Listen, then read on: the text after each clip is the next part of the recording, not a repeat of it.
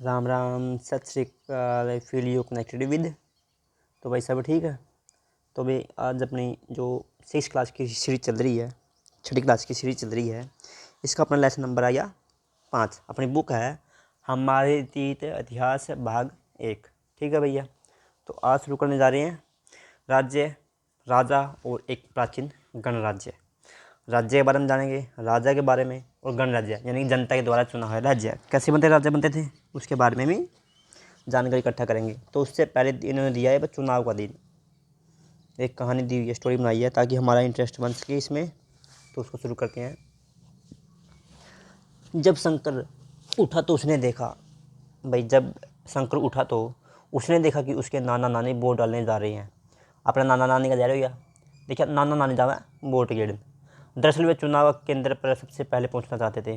क्यों पूछना चाहूँगा भाई, भीड़ हो जाए, गद्दी गेड़ करना है जाके। संकरन जानना चाहता था कि आखिर वे इतने उत्साहित क्यों हैं। वहाँ उत्साहित है, क्यों उत्साहित है वोट गिरने में।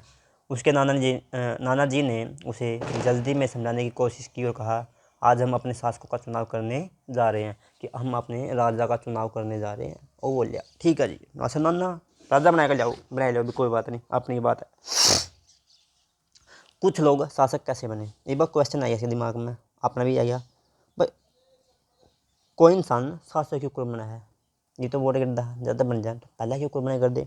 ये क्वेश्चन बनाएंगे, पढ़ते हैं आगे।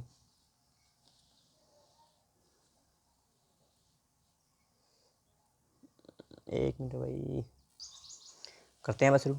लगभग 50 वर्ष से हम अपने शासक का चुनाव मतदान के जरिए करते आ रहे हैं। सही बात है भाई, यानी कि अभी 50-55 साल था पे चुनाव करा, वोट डालकर अपना राजा चुन रहा। ठीक है भाई, राजा तौर पर मंत्री, प्रधानमंत्री, मुख्यमंत्री हैं सारे इसमें आ जाए। लेकिन बहुत साल पहले लोग शासक कैसे बनते थे, यानी एबलो साल पहला, बहुत से साल पहला शासक राजा के ऊपर बने करते हैं। हमने अध्ययन 4 में यह पढ़ा है कि कुछ राजा संभवतः जन यानी लोगों द्वारा चुने जाते। जन पढ़ के आए हैं क्या, मैं ऋग्वेद में बताया था जन, और राजा संभवतः जन यानी लोगों द्वारा चुने जाते थे। यानी कि जो भाई लोग है, एक आदमी चुन लिया न, तो हमारा राजा आता है, वो काम कर दिया। ठीक है, प्रत्यक्ष चुनाव कर दिया। परंतु करीब 3000 साल पहले राजा बनने की इस प्रक्रिया में कुछ परिवर्तन दिखाई दिए। कितने साल पहला, 3000 साल पहला। कुछ लोग बड़े बड़े यज्ञों को आयोजित कर राजा के रूप में प्रतिष्ठित हो जाते थे। भाई बहुत बड़े बड़े युग कर दे और अपना अपना राजा मान ले कर दे, जो नहीं माने करता उसके लिए लड़ाई कर ले कर दे। तो इस खातिर कर दे अश्वमेध यज्ञ, पढ़ाएंगे आगे।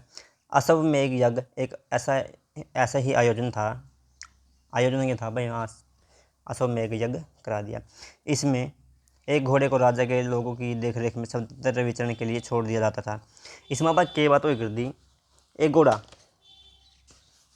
ऐसा घोड़ा छोड़ दिया खुला जमा, आंदा आंदा आंदा आंदा, जड़ा इसका जीव दुर्लभ बिक गया। तो इसका घोड़ा गला है जो इसके राजा के सैनिकों कर दे, वहाँ भी बिक कर दे। ये गण राज्य में यो राज्य यो राज्य यो राज्य यो राज्य, ये सारे में जानता रहा। जिस राज्य ने ये घोड़ा पकड़ लिया उसके लिए चल रहा लठन वो अच्छा रहा। यो राजा क्या करता नुके, तने मेरा घोड़ा पकड़िया एड़ा, क्या पकड़िया नो लड़ाई करनी है, नो तना राजा मेरा राजा मानता को नहीं मानता, जो लड़ाई कर। ठीक है भाई, तुमका बाजी करता फिर लठ पढ़ ली आगे। अश्वमेध यज्ञ एक ऐसी ही आयोजन था, इसमें एक घोड़े को राजा के लोगों की देखरेख में स्वतंत्र विचरण के लिए छोड़ दिया जाता था। इस घोड़े को किसी दूसरे राजा ने रोका तो उसे वह अश्वमेध यज्ञ करने वाले राजा से लड़ाई करनी पड़ती थी। जिन्ना घोड़ा छोड़ा उसे उसकी फिर लड़ाई कर दी, यानी युद्ध चले करता। अगर उन्होंने घोड़े को जाने दिया तो इसका मतलब यह होता था कि अश्वमेध यज्ञ करने वाला राजा उससे ज़्यादा शक्तिशाली था। जो अश्वमेध यज्ञ करने वाला राजा वो सबसे शक्तिशाली था, तो उसने घोड़ा जाने दिया, मैं क्या ना लड़के उसका गल है भाई, मैं तेरी अधीनता स्वीकार करूँ। इसके बाद ओहो उन्होंने तो गड़बड़ हो गया, बता दे करो अब। ठीक है, दोबारा पढ़ेंगे भाई, इस पैर में शुरू तक पढ़ा नहीं। अश्वमेध यज्ञ एक ऐसे ही आयोजन था, इसके में बड़े एक घोड़े को राजा के लोगों की देखरेख में स्वतंत्र विचरण के लिए छोड़ दिया जाता था। इस घोड़े को किसी दूसरे राजा ने रोका तो उसे वह अश्वमेध यज्ञ करने वाले राजा से लड़ाई करनी पड़ती थी। अगर उन्होंने घोड़े को जाने दिया तो इसका मतलब यह होता था कि अश्वमेध यज्ञ करने वाला राजा उससे ज़्यादा शक्तिशाली था। इसके बाद उन राजाओं को यज्ञ में आमंत्रित किया जाता था। यह यज्ञ विशिष्ट पुरोहितों यानी कि ब्राह्मणों के द्वारा संपन्न कराया जाता था। इसके लिए उन्हें उपहारों से सम्मानित यानी कि ब्राह्मण हो गया, पुरोहित हो गए, जो भी यज्ञ न कराया कर दे, राजा उनके के दे करदा उपहार ले करदा उनकी खुश होकर उनका बता हमारा यज्ञ करा दिया, कंप्लीट करा दिया, तामे खुश रहो। असव में यज्ञ करने वाला राजा बहुत शक्तिशाली माना जाता था। यज्ञ में आमंत्रित सभी राजा उसके लिए उपहार लाते थे। वह कुछ ना, जो भी राजा आंदा उस खातर कुछ ना कुछ लेकर आंदा, गिफ्ट लेकर कर दे। वो महाराज आप हमारे महाराजा हो, गिफ्ट ले हमारी तरफ से। इन सभी आयोजनों में राजा का मुख्य स्थान होता था। भाई राजा का मुख्य स्थान क्यों होगा? उसने तो अश्वमेध यज्ञ कराया, जो उसका खिलाफ बोल लगा उसके अलावा युद्ध कर ले करता। जिनकी उसकी अधीनता स्वीकार कर ली तो मुख्य स्थान किसका होगा? राजा का। उसे राज सिंहासन यानी कि बहुत बड़ी गद्दी पर या फिर बाघ की खाल के एक विशेष आसन पर बिठाया जाता है। युद्ध क्षेत्र में राजा का सारथी उसका सहचर होता है। सहचर यानी कुछ साथ निभाने वाला, उसको सही गलत बताने वाला, उसका भाई इसकी बाप ने क्या करना चाहिए क्या ना वो बताने वाला, उसका सारथी होता। यज्ञ के अवसर सारथी वैसे नॉर्मल आप जो कोई करा नहीं जो रथन चलाए कर दे उनकी सारथी का कर दे। यज्ञ के अवसर पर वह राजा यज्ञ के अवसर पर वह राजा की विजय और उन अन्य गुणों का गान करता था कि हमारा राजा ने योग कर दिया, हमारा राजा ने योग कर दिया। जब देसी भाषा में क्या बात है, और राजा का पानी मारे करता। राजा के सगे संबंधी खासकर उसकी रानी और पुत्रों को भी कई छोटे छोटे अनुष्ठान करने होते थे। राजा जो करा है उसके घर के हैं वहाँ भी कर दे। अन्य सारे आमंत्रित राजाओं का काम सिर्फ बैठकर यज्ञ की पूरी प्रक्रिया को देखना पड़ता है। बाकी राजाओं ने क्या काम करता है, ऐ करने बैठ जे आ देखे जाते भाई की बनी के करने लग रहे हैं, क्यों यज्ञ करने लग रहे हैं, और कुछ कर नहीं सकते। राजा के ऊपर पुरोहित पवित्र जल यानी गंगा जल मान लियो और के पवित्र जल के छिड़काव के साथ साथ अन्य कई अनुष्ठान करता था। विष अथवा वेश्या जैसे सामान्य लोग उपहार लाते थे। इसमें भाई जो विषय वेश्या है ये व्यापारी वर्ग को करता उस टाइम पर। तो यहाँ क्या कर दे, राजा खतर के लिए आया कर दे उपहार। जिन्हें पुरोहित शूद्र मानते थे उन्हें कई अनुष्ठानों में शामिल नहीं किया जाता था। भाई यार तो अलग बात है, वैसे तो नॉर्मली नहीं है, जो विष या वैसे है इनती मान्य कर दे। हाँ ठीक है भाई। और जिन्हें पुरोहित शूद्र कहते थे उन्हें जो या तो हो गए थे व्यापारी या तो व्याजी कर दे, परंतु शूद्र एक जाति कर दी, ठीक है, एक वर्ण कर दा, तो उनकी इस यज्ञ में अनुष्ठान में शामिल की अनुमति नहीं थी। इस यज्ञ में उपस्थित होने वालों की सूची बताओ। पैसे के आधार पर वह कौन कौन से वर्ग के बड़ा भाई, तो कोई नहीं नॉर्मल सा काम है, फिर देखा जाएगा। ओहो ये बात हो।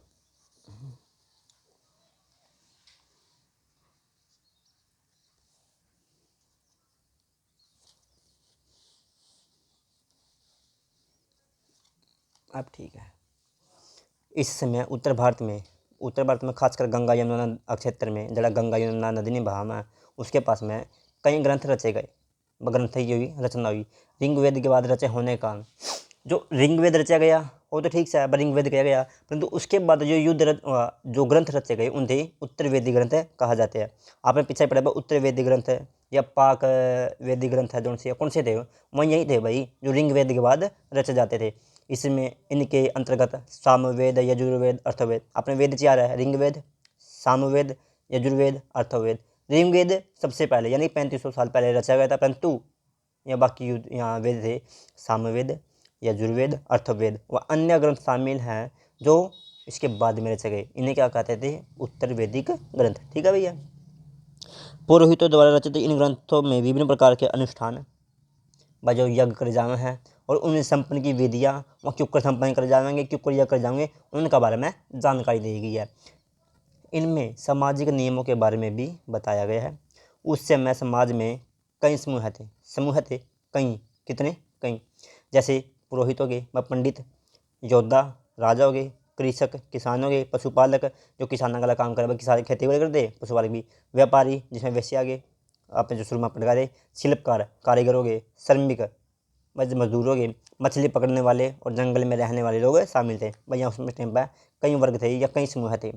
जहाँ कुछ पुरोहित तथा योद्धा वैभवशाली थे, वैभवशाली यानी शक्तिशाली जमानु बढ़िया जितने की समाज में गाँव में, वहीं कुछ कृषक और व्यापारी भी धनवान थे, इनके पास भी धन होकर था। परंतु दूसरी ओर पशुपालक, शिल्पकार, श्रमिक, मछली पकड़ने वाले, शिकारी और भोजक संग्राहक निर्धन थे, यहाँ के गरीब थे भाई।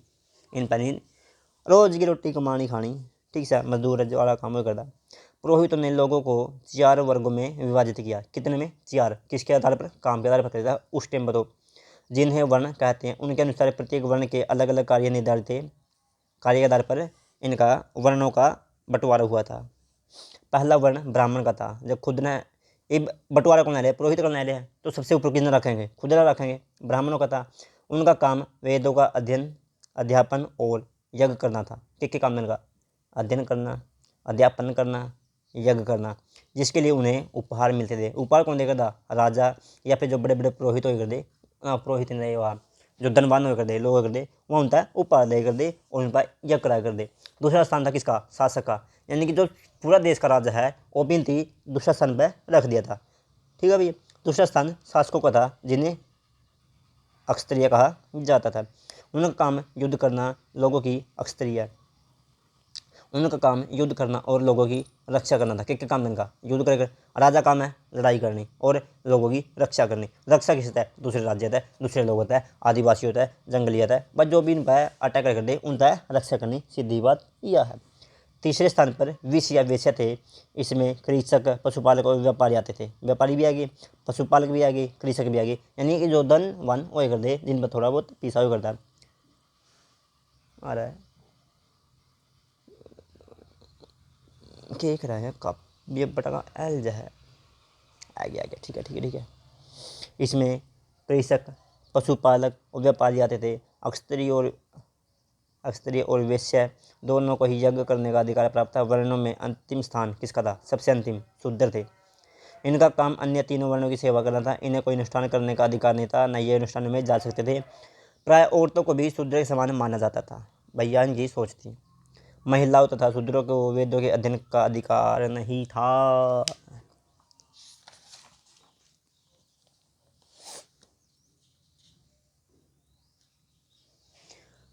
पुरोहितों के अनुसार सभी वर्णों का निर्धारण जन्म के आधार पर होता था। पहले तो इन शुरू में काम का आधार पर कर दिया, परंतु फिर इसका निर्धारण ताकि वो पीढ़ी दर पीढ़ी से वो काम चलता रहा है, उनके क्या पर कर दिया? जन्म के आधार पर। उदाहरण के तौर पर ब्राह्मण माता पिता की संतान ब्राह्मणी होती थी। बाद में कुछ लोगों को अछूत माना गया। अछूत वर्गों में कुछ शिल्पकार, शिकारी, भोजन संग्राहक शामिल थे। साथ ही इनमें वे लोग भी आते थे जो शवों को दफनाने, जलाने का काम करते थे।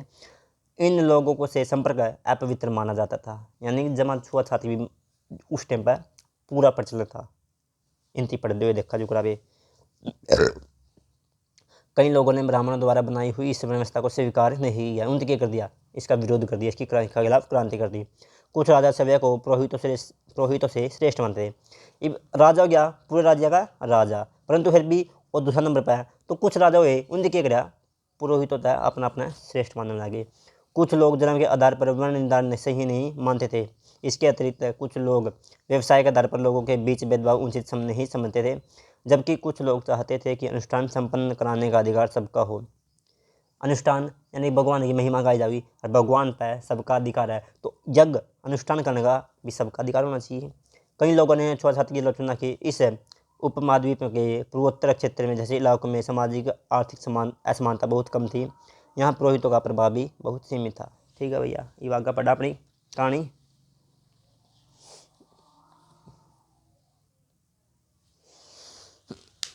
भाई पहला अपना चित्रित दूसरे पात्र स्त्री पढ़ांगे, इसने लोग ला ली। चित्रित दूसरे पात्र, इस तरह के पात्रों में ज़्यादातर थालियाँ और कटोरियाँ ही मिली हैं। क्या मिली हैं? थालियाँ मिली हैं। अगर छोटे प्रश्न में आ जाए भाई चित्रित दूसरे पात्र में कौन से बर्तन मिले हैं? थालियाँ मिल गई, कटोरियाँ मिल गई। यह पात्र बहुत ही पतली सतह के, सुंदर और चिकने हैं। शायद इनका प्रयोग खास मौके पर महत्वपूर्ण लोगों को भोजन परोसने के लिए किया जाता है। इसमें दूसरा का मतलब है वह ग्रे, यानी ग्रे रंग के बर्तन करते हैं।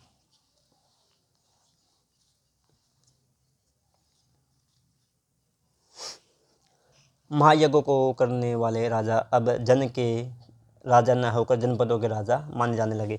पहले तो किसके राजा माने जाया करते? जन के, जन यानी जनता के राजा, परंतु इनके क्या कराया?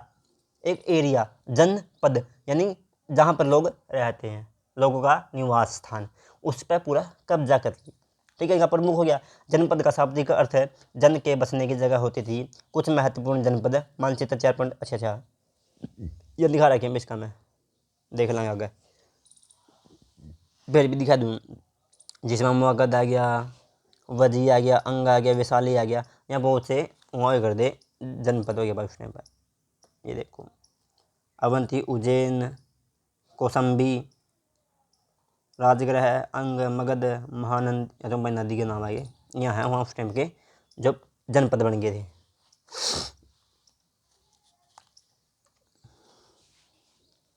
पुरातत्वविद वहाँ जो इसे से भाषण टोए कर दे, कब्रें खोदे कर दे, सोने के आभूषण, सिक्के, जो भी उनकी पाई कर दी, उनकी स्रोत का तौर पर प्रयोग करना है, वो अपना हाथ इतिहास रचे कर दे। क्या बात है। पुरातत्वविदों ने इन जनपदों की कई बस्तियाँ की खुदाई की है, कई बस्तियाँ की खुदाई की। दिल्ली में पुराना किला, ठीक है भैया। उत्तर प्रदेश में मेरठ के पास हस्तिनापुर, यो मेरठ वही है जरा अपने 1857 की क्रांति हुई थी, कद 10 मई 1857 है। यार सैनिकों ने अंग्रेजों के विरुद्ध विद्रोह कर दिया था, यानी कि अपनी क्रांति की शुरुआत कर दी थी, ठीक है भैया। और एंटा के पास ये अंतर्जीत खेड़ा भैया, यो भी अपना उत्तर प्रदेश में है, ठीक है। यहाँ पर 3000 साल पहले इसकी खुदाई हुई, तो ऐडा अपन है बहुत से बर्तन वगैरह, चित्र भाई, चित्रित दूसरे पात्र या मिले हैं, जो कड़ा है उत्तर प्रदेश में भाई, ठीक है। खुदाई से पता चला है कि लोग झोपड़ियों में रहते थे। जैसे यार खुदाई करी कि पता लग गया कि लोग झोपड़ियों में रहते थे, मवेशियों तथा अन्य जानवरों को पालते थे। वे चावल, गेहूँ, धान, जौ, दालें, गन्ना, तिल और सरसों जैसी फसलें उगाते थे।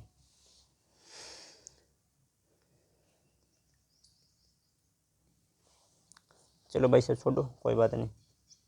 नई फसल तो क्या है, वही फसल है सेम। लोग मिट्टी के बर्तन भी बनाते थे, इनमें कुछ दूसरे और कुछ लाल रंग के होते थे, कुछ तो दूसरे जिन पर यानी पेंटिंग करी जाती थी, स्पेशल अलग रंग कराया करता, डिजाइन बनाया जाया करते। और कुछ होते लाल रंग के होते थे, जैसे भाई वो अपने गड़ा पाया था पेंडा, वो पासले लहसमापन देखा था। इन पुरस्थलों में कुछ विशेष प्रकार के बर्तन मिले हैं, जिसे चित्रित दूसरे पात्र के रूप में जाना जाता है, जैसे ही कि इसके नाम से ही स्पष्ट है कि इन बर्तनों पर चित्रकारी की गई है।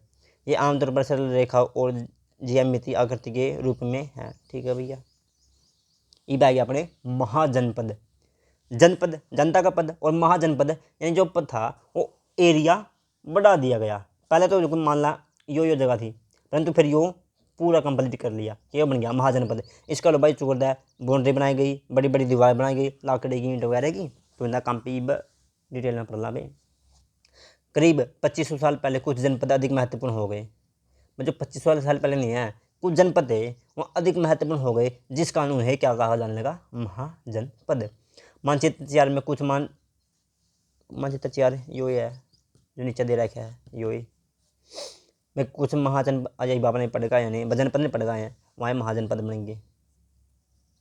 कुछ महाजनपदों को दिखाया गया। अधिकतर महाजनपदों की एक राजधानी होती थी, अधिकतर महाजनपदों की एक राजधानी होती थी। कई राजधानियों में किलेबंदी की थी, अर्थात इसके चारों ओर लकड़ी, ईंट, पत्थर की ऊंची दीवारें बनाई जाती थी, ताकि भाई और राज्य या शत्रु उस पर आक्रमण ना कर सके। अगर आक्रमण करे तो उसको कुछ समय तक वहाँ पे रोका जा सके, ठीक है भैया। ऐसा लगता है कि लोगों ने अन्य राजाओं के आक्रमण से डरकर अपनी सुरक्षा के लिए इन किलों का निर्माण किया। कुछ राजा अपनी राजधानी के चारों ओर विशाल, ऊंची और प्रभावशाली दीवार खड़ी कर अपनी समृद्धि यानी अपनी जो ताकत का परिचय देकर दे, अपनी और शक्ति का प्रदर्शन भी करते थे। इस तरह से किले के अंदर रहने वाले लोग और उसके क्षेत्र पर नियंत्रण रखना भी सरल हो जाता होगा। इस तरह की विशाल दीवार बनाने के लिए व्यापक योजना तो बनानी पड़ेगी, पर दीवार बनानी है, ठीक सी बात है। तुझे कुछ करना तो उससे पहला एक योजना बनानी पड़ेगी, जब वो काम सफल होगा। और लाखों की संख्या में ईंटों पत्थरों का इंतजाम करना पड़ता था। हजारों स्त्री पुरुष तथा बच्चों ने इसके लिए अथक परिश्रम किया होगा। इसके लिए संसाधनों की आवश्यकता पड़ती होगी। संसाधन के हुआ है जो अपनी जरूरत है वो है, जिनका अपने जीवन आसान हो जाए वो है संसाधन। लिखना है ठीक है। कौशाम्बी के किले की दीवार, वो उस टाइम पर कौशाम्बी थी वत्स राज्य की राजधानी, ठीक है। तो ओडा की दीवार है जो कड़ा थी उत्तर प्रदेश में, तो इसके बारे में पढ़ाएंगे। कौशाम्बी किले की दीवार, यह चित्र आधुनिक उत्तर प्रदेश के इलाहाबाद के पास मिली। अच्छा, ईंट की दीवार का अवशेष है। इसका एक भाग का निर्माण संभवतः 25 साल पहले हुआ था। 2500 साल पहले की दीवार है भैया, जिस पर इंसान चढ़ने लग रहे हैं। या मिली है, कड़े मिली है, इलाहाबाद के पास मिली है, उत्तर प्रदेश में। कर महाजनपदों के राजा विशाल किले बनाते थे और बड़ी सेना रखते थे, इसलिए इन्हें प्रचुर संसाधनों की आवश्यकता होती थी। इसके लिए उन्हें कर्मचारियों को भी आवश्यकता होती थी। संसाधन तो चाहिए कि राजा है, विशाल राज्य बना लिया, किले बना लिए, उसमें सेना भी होगी उनकी, तो संसाधन की जरूरत पड़ेगी और उस खातर कर्मचारी चाहिए कि जो अपना काम है उन्हें कर सके। अंत महाजनपदों के राजा लोगों को द्वारा समय समय पर लगाए गए उपहारों पर निर्भर न रहकर अब नियमित रूप से कर पहले तो क्या कर दे, उपहार लेकर दे। जो राज्य आगे उस पर उपहार ले लिए, जो व्यापारी पशुपालक थे उन पर उपहार ले लेकर दे। परंतु अब जब पैसा की लागत ज़्यादा होगी तो उनसे क्या कर लेना शुरू कर दिया। फसलों पर लगाए गए कर सबसे महत्वपूर्ण है, क्योंकि अधिकांश लोग कृषक ही थे। प्राय उपज का 1/6 हिस्सा कर के रूप में निर्धारित किया जाता था, जिसे भाग कहा जाता था। यानी 1/6 हिस्सा जो भाग है वो ले लेकर दे। कारीगरों के ऊपर भी कर लगाए गए, जो प्राय श्रम के रूप में चुकाते थे। या क्या करे कर दे, जो कारीगर थे और जाएगा ना काम करे कर दे, राजा किला में जाएगा ना काम करे कर दे। जैसा कि एक बुनकर, लोहार या सुनार को राजा के लिए महीने में 1 दिन काम करना पड़ता था। पशुपालकों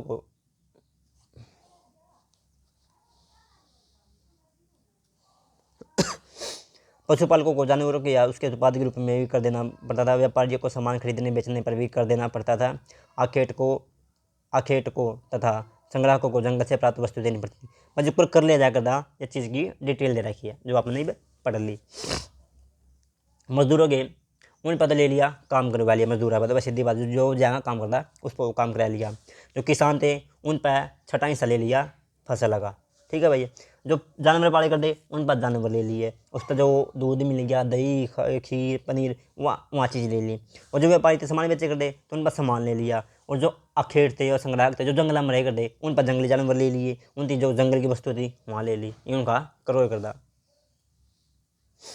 कृषि में परिवर्तन, भाई परिवर्तन कर दिया क्या मैं कृषि में, क्योंकि उस टाइम पर जो राजा थे वो कृषि पर ही निर्भर थे, सबसे ज़्यादा उसी पर निर्भर कर दे। इस युग में कृषि के क्षेत्र में 2 बड़े परिवर्तन आए। हल के फाल पर अब लोहे के बनने लगे, कि वो लोहा का जो नीचे फाड़ हुआ है, यानी कि स्त्री का तो है जो उधर थी ना पाड़ दिया कर वो क्या ही बनने लगी, फाड़ लोहे की बनने लगी। अब कठोर जमीन की अब कठोर ज़मीन को लकड़ी के फाल की तुलना में लोहे की फाल से आसानी से जोता जा सकता था। इससे फसलों की उपज बढ़ गई। दूसरे लोगों ने धान के पौधों का रोपण शुरू कर दिया। दूसरा क्या किया, धान के यानी कि जो आप जीरीन लावा प्योद लानी शुरू कर दी। खेतों में बीज छिड़कर धान उपजाने के बजाय धान की पौधे तैयार करके उसका रोपण शुरू किया गया। अब पहले की तुलना में बहुत ज़्यादा पौधे जीवित रह जाते थे, इसलिए पैदावार भी ज़्यादा होने लगी। इसमें कमर तोड़ परिश्रम लगता था। ये काम ज़्यादातर दासी तथा भूमिहीन खेती मजदूर करते थे। कम्बकार मजदूरों ने क्या करते कम्बकार उस टाइम पर। अभी करेंगे सूक्ष्म निरीक्षण, ठीक है, जांच पड़ताल कराएंगे क्या ये मगध की, पहले मगध ही कर ले और ठीक है। मानचित्र 4 में मगध लिखा था अपने ऊपर पढ़ा था, बिहार साइड है। लगभग 200 साल के भीतर मगध सबसे महत्वपूर्ण जनपद बन गया। कितने साल में, 200 साल में। गंगा और सोन जैसी नदियाँ मगध से होकर बहती थी। यातायात जल वितरण जमीन को उपजाऊ बनाने के लिए बहुत महत्वपूर्ण थी। एक तो यातायात खातर पानी यानी नदी का महत्वपूर्ण, एक जल वितरण यानी कि जल ही जीवन है या प्रमुख है। जरा पानी पाओगा तो उसका जो राज्य हो गया उसका विकास तो होएगा। और ज़मीन को उपजाऊ बनाने के लिए, क्योंकि फसल उगाई तो पानी चाहिएगा, ज़मीन में फसल उगाना खातर पानी की जरूरत पड़ा है। तो ऐसा कौन सी नदी बाई कर दी, गंगा और सोन। तो जल पर्याप्त मात्रा में था तो फसल भी कितनी होगी, बढ़िया होगी। मगध का एक हिस्सा जंगलों से भरा था। क्या भरा था, जंगलों से। इन जंगलों में रहने वाले हाथियों को पकड़कर उन्हें प्रशिक्षित कर सेना के काम में लाया जाता था। यही नहीं, जंगलों से घर गाड़ियाँ तथा रथ लाने के लिए लकड़ी मिलती थी। इसके अलावा भाई जंगल में लकड़ी मिला है या जंगली अपने जंगल के फ़ायदा नहीं, वह चीज़ उनकी भी फ़ायदा करता जो आज का टाइम पर है। इसके अलावा इस क्षेत्र में लोहे की खदान थी। क्या की थी, लोहा की। मजबूत औजार और हथियार बनाने के लिए ये बहुत उपयोगी थे। मगध में 2 शक्तिशाली राजा हुए हैं, उनका बारे में थोड़ा जानकारी काटेंगे। मगध में 2 बहुत ही शक्तिशाली शासक हैं, बिंबिसार तथा अजातशत्रु हुए हैं। अन्य जनपदों को जीतने के लिए ये हर संभव साधन अपनाते थे। महापद्मानंद एक और महत्वपूर्ण शासक थे। उन्होंने अपने नियंत्रण का क्षेत्र इस उपमहाद्वीप के उत्तर पश्चिम भाग तक फैला दिया था। कर लगा उत्तर पश्चिमी भाग तक पूरा फैला दिया। बिहार में राजगृह, क्योंकि राजगीर, आधुनिक राजगीर, अच्छा आज का नेम राजगीर है, परंतु उसमें राजगृह कह कर दे। कई सालों तक मगध की राजधानी बनी रही। बाद में पाटलिपुत्र। पहला राजधानी क्या थी? राजगृह। उसके बाद है पाटलिपुत्र। ये दो राजधानी बनी है, जो प्रेजेंट में पटना है, इसमें आज को है राजगीर राजधानी बनाया गया। 2300 से भी पहले की बात है। मैसिडोनिया का राजा सिकंदर विश्व विजय करना चाहता था। सिकंदर नाम सुना गया, जो विश्व विजेता जिसे कहा जाता है। ओके, चाहवा था भाई अपना विश्व ने जीतना चाहवा था। तो उसने क्या किया, वो अपना बार्थ लग भी आया था। क्यों कराया था? फ्रांस का राजा था एक डेरियस। फारस का राजा डेरियस, इसका पीछा करते हुए बार्थ लगाया गया था। जब वो मगध में आया, उसने मगध में देखा तो उसके सैनिकों ने देखा कि वह मगध नहीं, जो मगध और बहुत ही बड़ा राज्य है, यो मगध हो गया, बहुत बड़ा राज्य है, उसकी सेना आएगी। तो उनके सैनिक जो थे वहाँ थक रहे थे, वह युद्ध नहीं करना चाहते थे। लेकिन तो क्या सुन रखा था, जो बताओ इतनी बड़ी आकृति देखा ना, एड्डा बड़ा राज्य देखा ना, वो किसी को छूट जाए। तो उनके सैनिकों ने देखा, जो कोई क्यों मरा मन है, ले चल उल्टा चलना जाता है। उनका ना लड़ांगे, लड़ लिए, बहुत लड़ लिए, घर के याद मन है, वहाँ घर बाढ़ देखना, अरे बाढ़ हमारे वहाँ भी खिलाने माना है, वो चाल उल्टा। तो ऐसा सिकंदर उल्टा बिक गया था सरगना में। विश्व विजय करना चाहता था, परंतु पूरी तरह सफल न होने पर भी वह मिस्र और पश्चिमी एशिया के कुछ राज्यों को जीतता हुआ भारतीय उपमहाद्वीप में व्यास नदी के किनारे तक पहुंच गया। जब उसने मगध की ओर कूच करना चाहा तो उसके सिपाहियों ने इनकार कर दिया। वे इस बात से भयभीत थे कि भारत के शासकों को पास पैदल रथ और हाथियों की बहुत बड़ी सेना थी। उन्हें लग गया फरक्का, डर बैठ गया, जो कोई ज़्यादा मरेंगे यहाँ पे, नोता लूटा।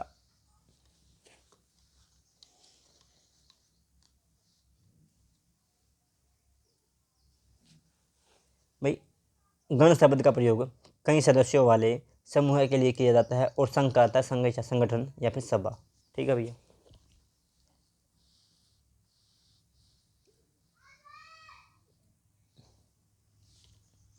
जैसा कि ऊपर पढ़ा, मगध एक शक्तिशाली राज्य बन गया था। उसके नज़दीक ही वज्जी राज्य भी था। मगध बन गया, मगध के पास एक राज्य था वज्जी राज्य, जिसकी राजधानी क्या थी? वैशाली, या फिर उस टाइम, हाँ ठीक है भैया, हाँ ठीक है, वजी थी, वजी राज्य था। इसकी राजधानी को वैशाली यानी कि बिहार थी। यह एक अलग किस्म की शासन व्यवस्था थी जिसे गण या संघ कहते थे। याद है, यानी कि जनता के द्वारा राजा चुना जा हुआ था। गण या संघ में कई शासक होते थे। कभी कभी लोग एक साथ शासन करते थे, जिसमें से प्रत्येक व्यक्ति राजा कहलाता था। ये सभी राजा विभिन्न अनुष्ठानों को एक साथ संपन्न करते थे। सभाओं में बैठकर ये बातचीत, बहस और वाद विवाद के जरिए तय करते थे कि क्या करना है, क्या किस तरह करना है। शत्रु के आक्रमण से निपटने के लिए मिलकर चर्चा करते थे। स्त्री, दास तथा कमकार यानी कि मजदूर इन सभाओं में हिस्सा नहीं ले सकते थे। भाई एक वजी था, जो क्या था? गण और संघ राज्य था। यानी कि यहाँ पर ये गण संघ में पढ़ है। गण क्या है? सदस्य का एक समूह है, और संघ है संगठन का सभा के तौर पर काम करना। तो उस टाइम पर यह शासक क्यों करे कर दे, कई लोग भी एक साथ शासन करे कर दे। भैया छोटी स्टोरी देखी है, इस पर भी दो नजर मारना। वज्जी संघ का यह वर्ण दीर्घ निकाय से लिए, दीर्घ निकाय कहेंगे भाई, बौद्ध भिक्षु की बौद्ध धर्म का ग्रंथ है यो, दीर्घ निकाय, ठीक है, दीर्घ निकाय। वज्जी संघ यह एक वर्ण दीर्घ निकाय से लिया गया है। दीर्घ निकाय एक प्रसिद्ध बौद्ध ग्रंथ है जिसमें बुद्ध के कई व्याख्यान दिए गए हैं। इन्हें करीब 2300 साल पहले लिखा गया था। जब मगध है वो तो आया 2300 साल के पास, जो सिकंदर आया था उसी टाइम पे है। वो 2500 साल पहले मगध एक महत्वपूर्ण जनपद बन गया था, जो अभी पीछा पड़ गया है। अजात शत्रु वज्जी संघ पर आक्रमण करना चाहते थे। उन्होंने अपने मंत्री वत्सकार को बुद्ध के पास सलाह लेने के लिए अच्छे से, जो अजात शत्रु था वो क्या चाहता था, जो वज्जी संघ है राज्य है उस पर आक्रमण करना चाहा। ये तो था मगध का, जो राज्य आक्रमण करना चाहता वज्जी संघ पर। तो उसने अपने मंत्री को, वस्कार नाम का मंत्री था, उसको बुद्ध को सलाह लेने के लिए भेजा। बुद्ध ने उन्हें पूछा कि यह क्या वजी सभाएं नियमित रूप से होती हैं। उन्होंने पूछा भाई जो वजी है अरे सभा और संघ का काम से है, क्या सभा रोज हुए हैं? उन्हें सभी सदस्य उपस्थित होते हैं। जब उन्हें पता चला कि ऐसा होता है तो उन्होंने कहा कि वजीवासी तब तक उन्नति करते रहेंगे जब तक वे पूर्ण और नियमित सभाएं करते रहेंगे, आसपास में मिलजुल कर काम करते रहेंगे, पारंपरिक नियमों का पालन करते रहेंगे, बड़ों का सम्मान समर्थन तथा उनकी बातों पर ध्यान कर देते रहेंगे। जो भैया अपना लेसन ये लग गया लो है। वजी महिलाओं के साथ जोर जबरदस्ती नहीं करेंगे और उन्हें बंधक नहीं बनाएंगे। शहरों तथा गांव में चैत्यों का रखरखाव करेंगे। विभिन्न मतलावलंबी संतों का सम्मान करेंगे। उनके आने या जाने पर कोई रोक नहीं होगी। जब तक यह चीज़ होगी तो उस टाइम तक जब तक मगध उस पर अधिकार नहीं कर सकता। कई शक्तिशाली राजा इन संघों को जीतना चाहते थे। इसके बावजूद उनका राज्य अब से लगभग 1500 साल पहले तक चलता रहा। इसके बाद गुप्त शासकों ने गण और संघ पर विजय प्राप्त करके उन्हें अपने राज्य में शामिल कर लिया। जो आप पढ़ाएंगे क्लास नंबर 10 में। अन्यत्र कहानी देखी छोटी ही, इसके बारे में थोड़ा जानकारी लेवांगे। अपने इटली में यूनान और एथेंस को ढूंढो।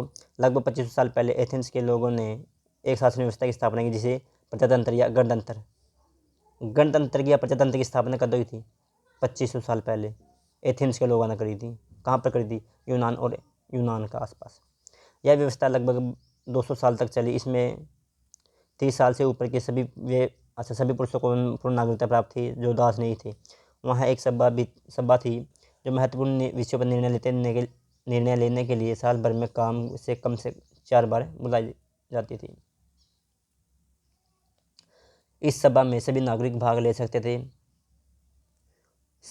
शासन के कई पदों पर नियुक्तियां लॉटरी द्वारा की जाती थी। सभी नागरिकों सेना और नौसेना में अपनी सेवाएं देनी होती थी। औरतों को नागरिकता का दर्जा नहीं मिलता था।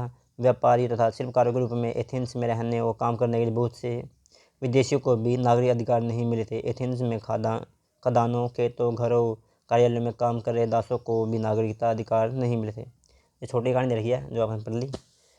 ठीक है भाई, आज के लिए इतना ही। बहुत बहुत धन्यवाद।